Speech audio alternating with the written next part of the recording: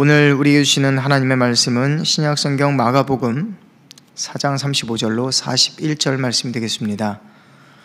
마가복음 4장 35절로 41절 말씀이 되겠습니다. 신약성경 59면입니다.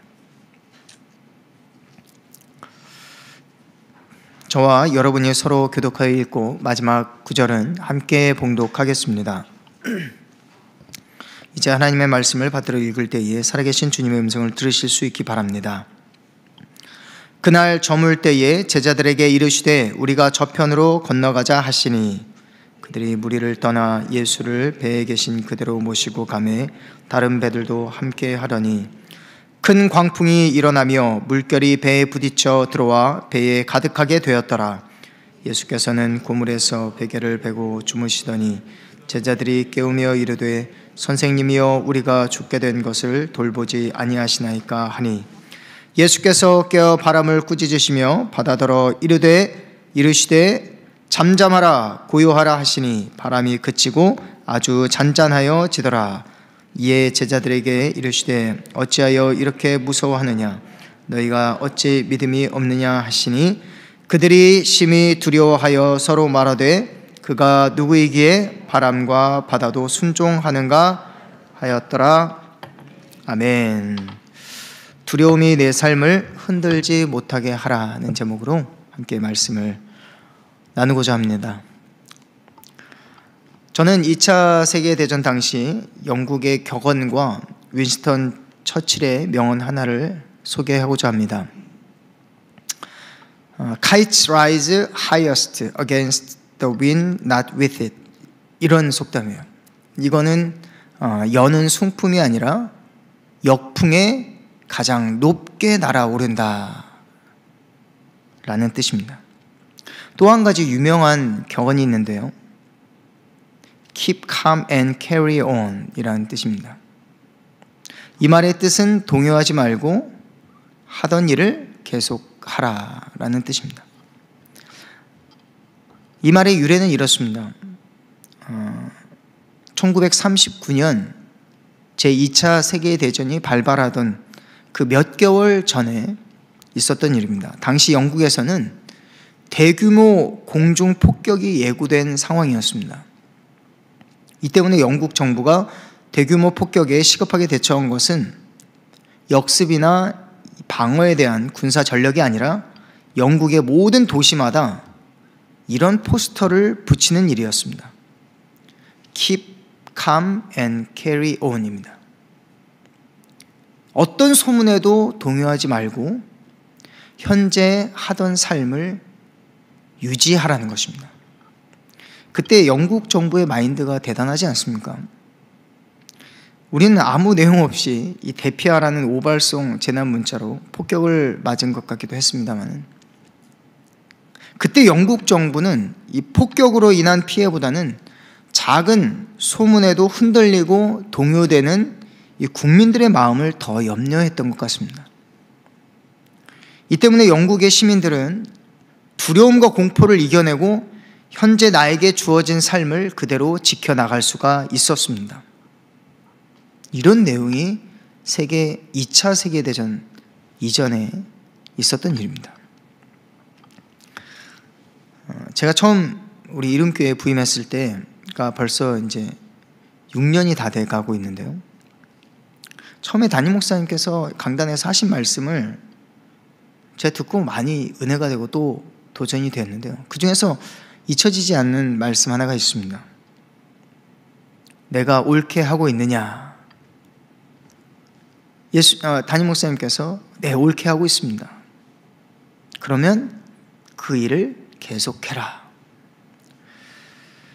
괜찮다, 계속해라. 이 말씀이에요. 나는 이것이 이 속담과 맞아떨어진다고 생각합니다. Keep calm and carry on. 저에게는 지금도 이 도전이 되는 말씀인데요. 여러분 세상은 어떻습니까? 바다에 요동치는 파도와 같습니다. 넘실거리며 위협하는 이 파도에 흔들리는 것이 우리 인생입니다. 여기서 이런 얘기 흔들리고 저기에서는 저런 얘기에 흔들리고 그때 우리에게는 이 세상의 지혜나 지식이 필요한 것이 아니라 이전에 내가 간과했던, 이전에 내가 그때 소홀히 했던 하나님의 말씀을 붙들어야 하는 것입니다. 저희 여러분에게 오늘 하나님께서 평정심을 유지하고 동요하지 말고 현재 하던 삶을 그대로 유지하라고 할 때 Keep calm and carry on, 이 말씀을 하실 때 여러분 귀 기울여 들으실 수 있기를 바랍니다. 그렇다면 세상의 두려움이 내 삶을 흔들지 못하게 하려면 내 중심 한가운데에서 나를 꽉 붙들어줄 누군가가 있다는 이 믿음밖에는 없는데요, 그분이 누구실까요? 그분을 내가 온전히 믿는다면 여러분은 세상에 그 무엇이 침몰해 와도 흔들리지 않을 것입니다. 그분이 누구신지 만나고 싶습니까? 그렇다면 오늘 본문 속으로 한번 우리가 시간 여행을 가볼 수 있길 바랍니다. 그곳은 풍랑이는 파도 위가 될 것입니다. 그럼 꼭 이런 곳에서 우리가 예수님을 만나야 하는가? 우리는 먼저 예수님께서 뱃속에서 속편히 주무시는 모습으로 우리를 바다 한가운데로 인도하셨음을 생각해야 합니다. 오늘 첫 구절에 보니까 뭐라고 나오죠? 그날 저물 때에 제자들에게 이르되 우리가 저편으로 건너가자. 예수님께서 우리를 이끌어 가신 거예요.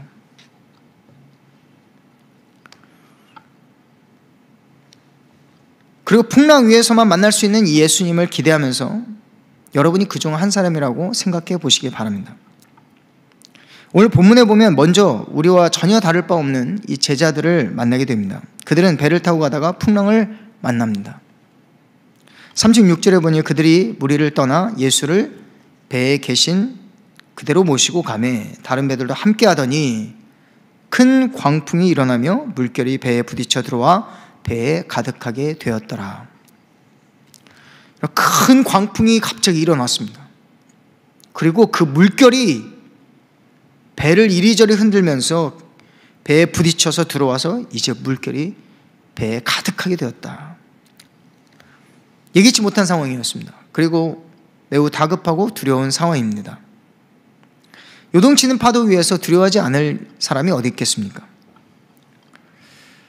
그때 그들은 예수님을 찾았습니다. 어떤 사람은요, 주변에서는 절망스럽고 자포자기하도록 부추길지도 모르지만 그들은 다행스럽게도 예수님을 찾았어요.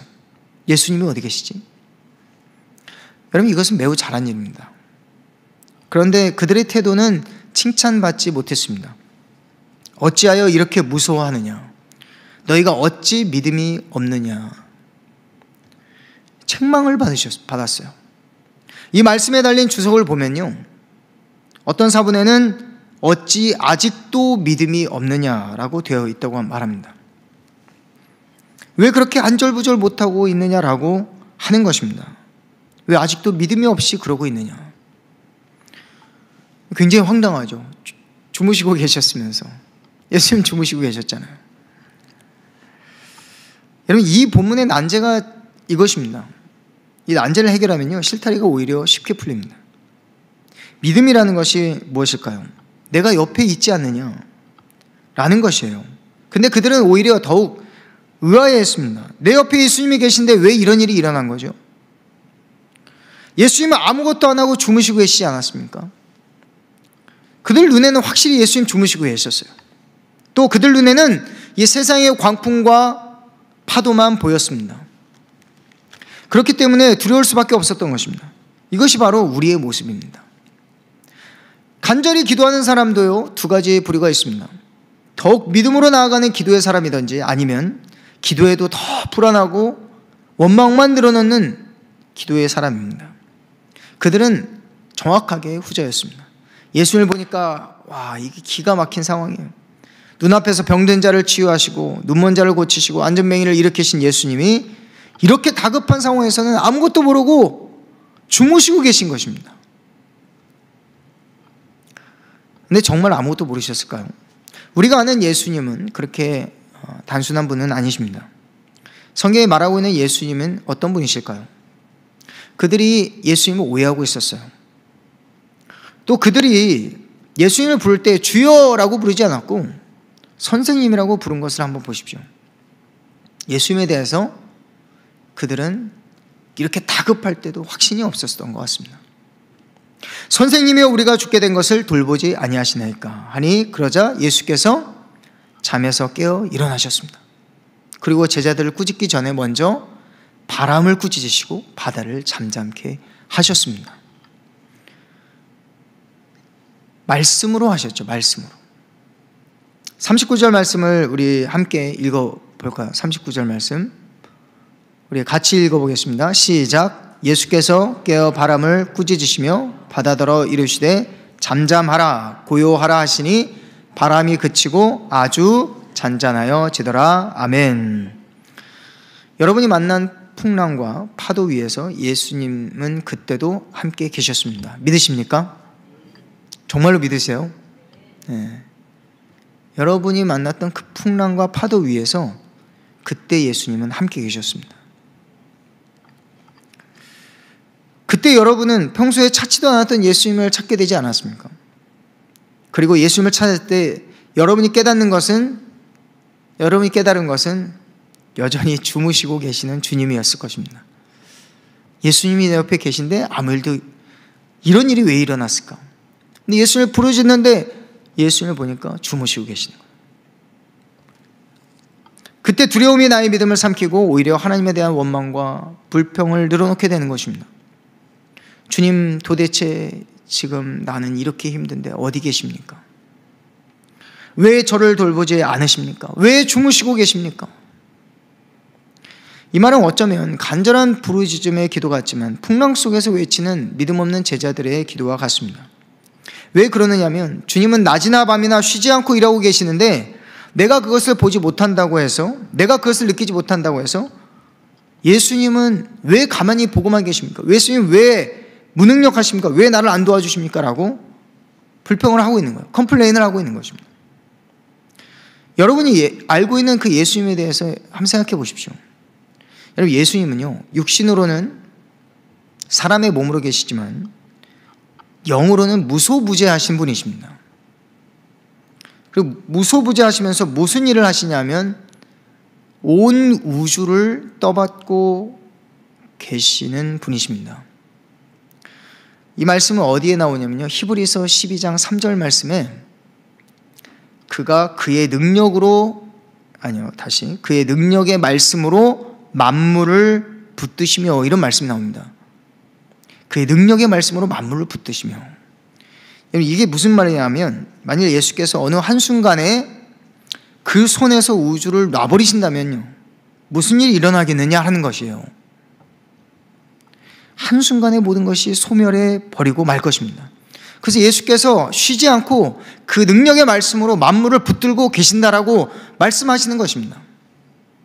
지구가 지금 보존이 되고 우리의 생명이 오늘 유지되는 것은, 우리가 먹고 사는 것이 그래도 괜찮은 것은 자연계가 순환하며 자생하는 것 때문이 아니라 예수께서 그 말씀의 능력으로 만물을 붙들고 계시기 때문이라는 것입니다. 믿으십니까? 히브리서 12장 3절의 말씀이에요. 그럼 우리는 이렇게 질문할 수 있습니다. BC 4년경에 예수께서 말구유에 아기로 태어나셨을 때 단지 할 수 있는 말은 응애 응애 할 수밖에 없지만 응애 응애 밖에 할 수 없던 그때 예수께서 여전히 만물을 붙들고 계시냐라는 것입니다. 여러분, 이렇게 누군가가 물어본다면 여러분 어떻게 대답하시겠어요? 너무 어렵죠? 여러분은 의심할 여지 없이 그렇다라고 말해야 합니다. 예수 그리스도의 신성은요, 우리의 작은 두뇌로 이해할 수 있는 범위를 초월합니다. 예수님께서 요한복음에 보면 에고 에이미, 나는 포도나무라. 나는 말구유에서도 너희의 포도나무여 너희는 가지라. 난 지금도 포도나무여 너희는 가지라. 풍랑이는 파도 위에서도, 그리고 영원한 나라에서도 나는 포도나무여 너희는 가지라. 이게 에고 에이미라고 하는 것은 전지전능하신 분, 무소부재하시고 모든 만물을 떠받들고 계시는 예수님만 하실 수 있는 말이에요. 에고 에이미. 예수님께서는 그 인성으로는 말구유에 그 아기로 계셨지만, 아무것도 할 수 없는 조그만 아기로 계셨지만, 예수님께서는 그때에도 그 손으로 우주를 붙들고 계셨다는 거예요. 만물을 붙들고 계셨다는 거예요. 그래서 시편 2편에 보면 하나님께서 이 젖먹이는 아이의 입으로 세상의 권력들을 부끄럽게 하신다는 말씀이 나오잖아요. 그 철장들을 부서뜨리고 깨뜨린다고 말씀 나오잖아요. 마찬가지로 우리가 늘 암송하는 말씀, 마태복음 18장 20절 말씀에도 이 애고의 의미가 나옵니다. 두세 사람이 내 이름으로 모인 곳에 나도 그들 중에 있느니라. 있느니라요. 있을 것이다. 있었느니라. 오늘 있다라. 오늘 그들과 함께 있다라는 것, 그걸 다 포함하는 말입니다. 그 말씀을 하신 바로 그때에도 지구상 어디인가에 두세 사람이 예수님 이름으로 모인 그곳에 예수님 그곳에 계셨다라는 것을 말씀하고 있는 것입니다. 그것이 바로 예수님의 무소부재하신 신성입니다. 이것에 대한 이 기독교 논쟁이 2000년 동안 있어 왔어요. 그 기독교 이단들이 거기에서 걸러져 나왔습니다. 정리해서 말씀드리면 예수님의 인성과 신성은 분리되지 않으면서 서로 섞이지 않으며 충돌되지 않으면서 동시에 완전히 구별된다는 거예요. 그리고 그분은 완전한 인간이면서 동시에 완전한 하나님이셨고 지금도 여전히 그리고 앞으로도 그러할 것이다 라는 것을 말씀하고 있습니다. 이것이 2000년 동안 기독교의 논쟁에서 치열하게 싸워왔던, 피를 흘리며 지켜왔던 예수 그리스도의 기독론입니다. 기독론. 우리가 믿는 예수님은 바로 이런 분이십니다. 그러므로 예수께서 이제 한번 이해를 해보시죠. 예수께서 배의 고물에서 코를 골며 주무신다 하더라도 그분은 그의 신정으로 여전히 만물을 붙들고 계셨습니다. 일하고 계셨다는 것입니다. 이걸 여러분 이해할 수 있기를 바랍니다. 여러분이 느끼든 못 느끼든 예수님께서는 지금 여러분을 위해서 일하고 계신다는 것을 믿으시길 바랍니다. 또 한편으로는 예수께서는 신성을 온전히 감추시고 철저하게 한계가 많은 연약한 인간의 모습으로 사셨던 것은 우리를 동정하기 위함이며 또한 아버지 되신 하나님 앞에 온전히 굴복하시기 위함이셨습니다. 여러분 이러한 것들은요 우리가 머리로 이해한다고 해서 가슴으로 깨달아지는 것이 아닙니다. 제자들이 여러분 이것을 알 리가 없었습니다. 예수께서 여러 가지 이유로 자신을 직접적으로 나타내고자 하지 않으셨기 때문이었겠죠. 그래서 예수께서는 이 배의 고물에서 주무시면서도 동시에 그 영으로는 이 배를 붙들고 계셨습니다. 내 옆에 계신 예수님께서 나와 늘 함께 하시면서도 내가 불안해하지 않을 이유가 여기에 있는 것입니다.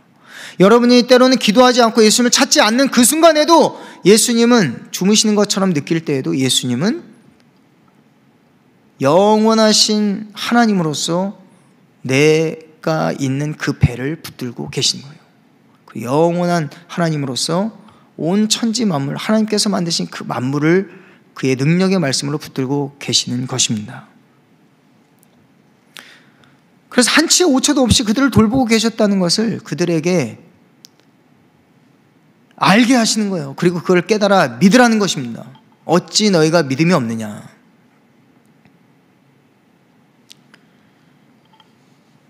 그렇게 가르치고 또 알려주었는데도 깨닫지 못하고 믿지 못한다는 것입니다.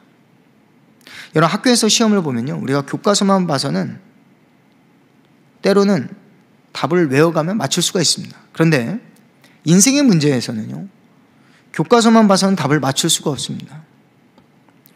우리의 체험신앙이라는 것이 그래서 중요합니다. 우리 경험을 통해 깨달아야만 하나님에 대한 우리가 인생을 하나님에 대한 깨달음이 있고 그리고 인생에 대한 깨달음이 동시에 우리에게 해답으로 보여지게 되는 것이죠. 예수님께서 이 풍랑과 파도를 어떻게 잠잠케 하셨습니까? 말씀으로 꾸짖으시며 잠잠하라 하시니 즉시로 그들이 순종했던 것입니다. 여러분 믿으십니까?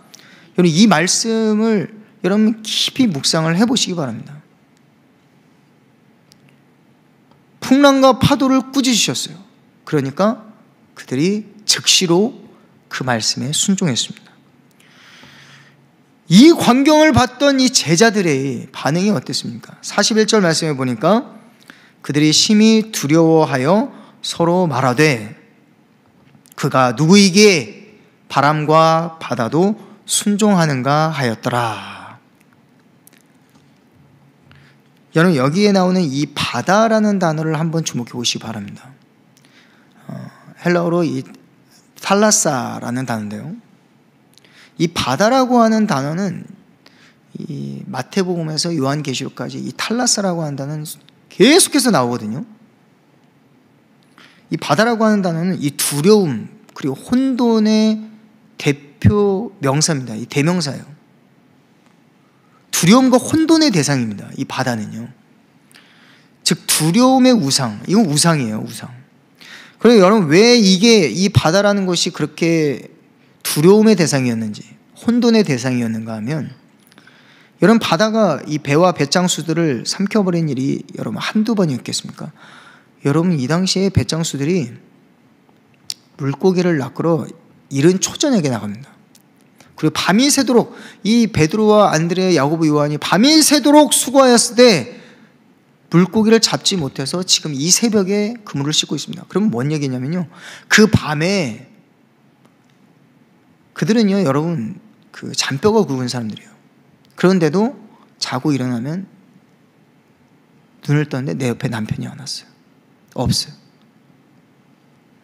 바다가 삼킨 것입니다. 그래서 당시 사람들은요 이 바다를 지배하는 무서운 용이 있다고 믿었습니다. 그게 바로 리워야단입니다. 들어보셨죠? 리워야단. 물론 실제로 존재하는 것은 아니었지만 오늘 예수님께서는 이 리워야단을 물리치러 오신 것입니다. 이 바다로 제자들을 이끌고 오신 거예요.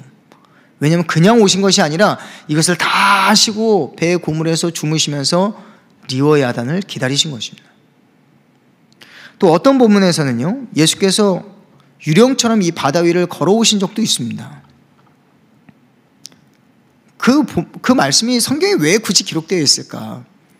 저는 이런 고민을 많이 해봤는데요, 여러분 이것은요 자신을 과시하고자 하신 것이 아니라 예수께서 그들이 가장 두려워하는 그것을 그 두 발로 짓밟고 걸어오셨다는 것, 그들이 가장 두려워하는 그 우상 리워야단을 예수님께서 두 발로 밟고 지나오셨음을 보이시고 깨닫게 하려 했던 것입니다.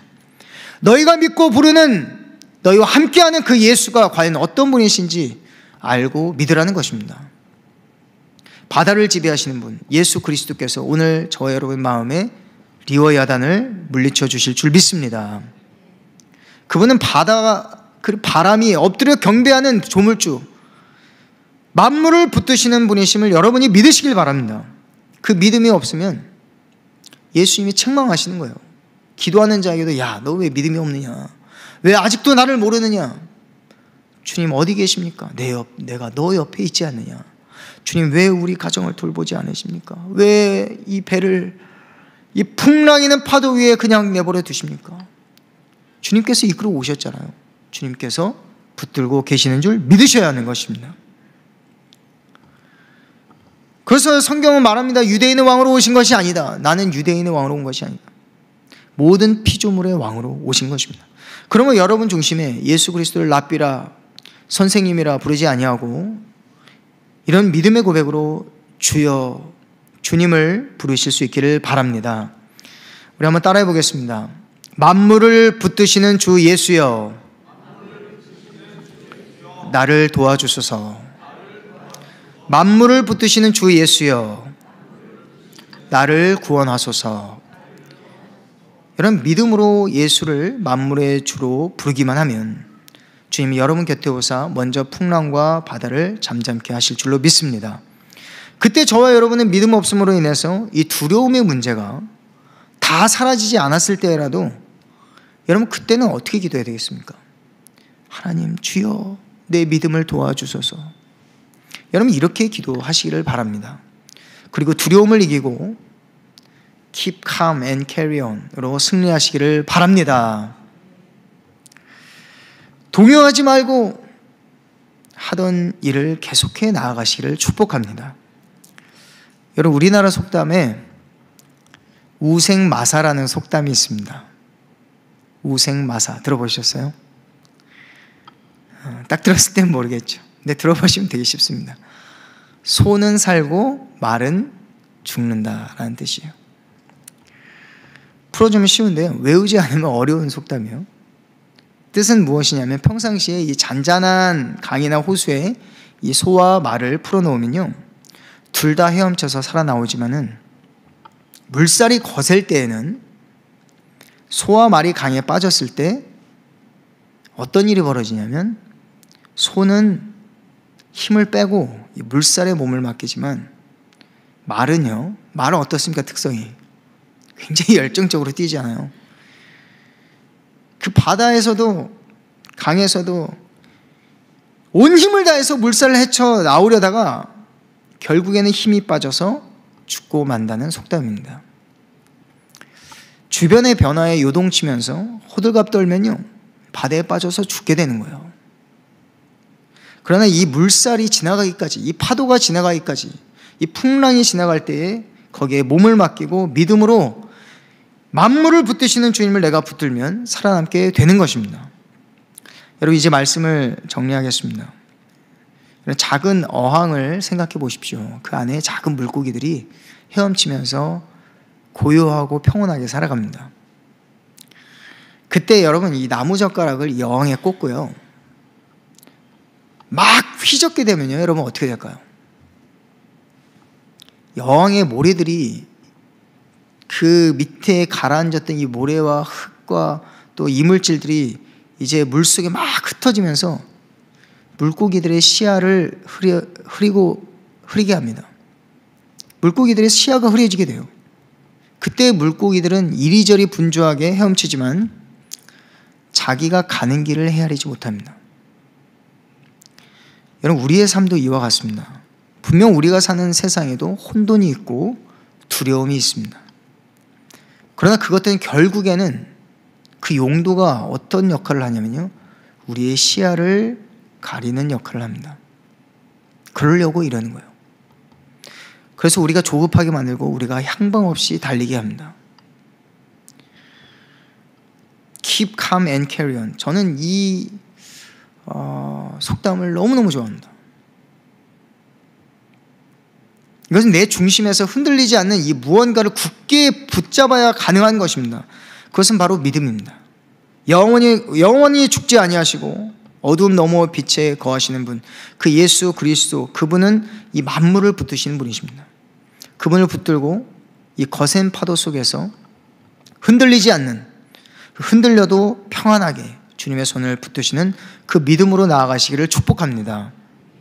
오늘 제목이 무엇입니까? 두려움이 내 삶을 흔들지 못하게 하라. 두려움이 내 삶은, 여러분, 두려움은 우상입니다. 여러분, 우리는 사실 아무것도 두려워할 필요가 없는 존재들이에요. 아무것도 두려워할 필요가 없는 존재들입니다. 그런데 두려워하고 있다면 문제가 있는 거예요. 내 앞에 두려운 존재가 있다면 그때 내 믿음을 점검해야 하는 것입니다. 그렇습니다. 그 어떤 두려움도 내 삶을 쥐고 흔들지 못하게 하시기를 바랍니다. 이런 말이 있죠. 내일 지구에 종말이 온다 하더라도 나는 오늘 한 그루의 사과나무를 심겠다. 이것은 스피노자가 한 말로 알려져 있는데 사실은 종교개혁자 루터가 한 말로 여겨지고 있습니다. 죽음과 종말이라고 하는 것은 사람에게 있어서 세상에 있는 그 어떤 두려움보다 분명히 더 큰 존재입니다. 정확하게 말하면 모든 두려움의 모태와 같은 것이 바로 죽음입니다. 그 두려움이 내일 나에게 찾아온다고 하여도 나는 요동치지 않고 오늘 이 한 그루의 나무를 심겠다는 말입니다. 여러분, 말세의 징조가 우리에게 지금도 다가오고 있죠. 세상에 수많은 전쟁, 기근, 또 재난 닥쳐오고 있습니다. 국제적인 인플레이션이 찾아오고 몰아치고 있고, 내 삶에는 여러 가지 두려움, 건강, 생업과 사업과 또 자녀들, 또 내 건강, 끊임없이 여러 가지 두려움이 몰아치고 있습니다. 그러나 만물을 붙드시는 주, 그분이 이 역사를 끝내시고 다시 새 창조의 역사를 시작하실 것입니다. 그분 주 예수 그리스도께서 나를 붙잡고 계심을 여러분이 확실히 믿는다면 모래바람이 지나갈 때까지, 풍랑이는 파도가 잠잠해질 때까지 향방 없이 달리는 것이 아니라 고요하게 눈을 감고 그분의 음성을 따라 나아가는 것입니다. 만물을 붙드시는 주 예수 그리스도께서 여러분과 함께 하십니다. 믿으십니까? 내가 볼 때 그분은 지금도 주무시고 계실 수도 있어요. 그러나 그분은 저와 여러분을 위해서 밤낮 쉬지 않고 일하고 계시는 하나님이십니다. 이 사실을 굳게 믿고 어떤 상황에서도 여러분의 리워 야단을 짓밟고 승리의 노래를 부르시는 참 예배자가 되시기를 주님의 이름으로 축복합니다. 기도하겠습니다. 참 좋으신 주님, 감사합니다. 풍랑과 파도 위에 있는 우리의 삶을 주님께서 보실 때 하나님 얼마나 가련히 보십니까? 주님께서 우리를 이곳으로 인도하시고 또 풍랑이는 파도 속에서 하나님 주무시고 계신 것처럼 보이는 예수님을 온전히 붙들고 의지하며 살아가는 그 믿음을 허락하여 주시옵소서. 바람을 꾸짖으시고 바다를 잠잠케 하시는 주님, 리워야단을 짓밟으시고 승리하시는 주님을 붙들고 우리가 오늘 그 믿음으로 세상의 그 어떤 것도 두려워하지 않고 주님 붙들고 나아가는 승리자가 되게 하여 주시옵소서. 어떤 소문이나 어떤 난리에도 요동하지 아니하고 오늘 나에게 주어진 삶을 그대로 지켜나갈 수 있도록 하나님 오늘도 우리와 함께하여 주시고 우리의 그 어떤 두려운 상황보다 내 믿음 없음을 탄식하시며 바라보시는 하나님 앞에 우리가 내 믿음을 도와주옵소서. 두려움이 내 삶을 흔들지 못하게 하여 주옵소서.